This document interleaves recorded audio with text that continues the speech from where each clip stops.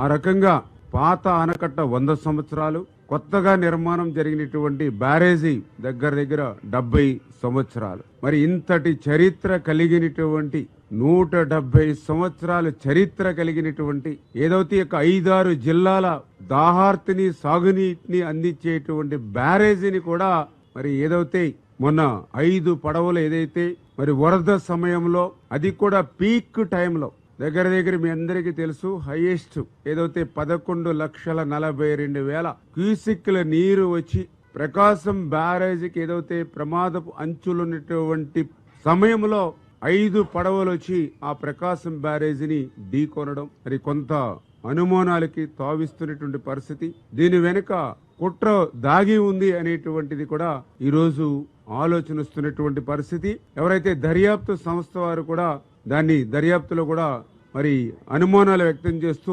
వాస్తవాలను వెలికి తీస్తున్నటువంటి పరిస్థితి.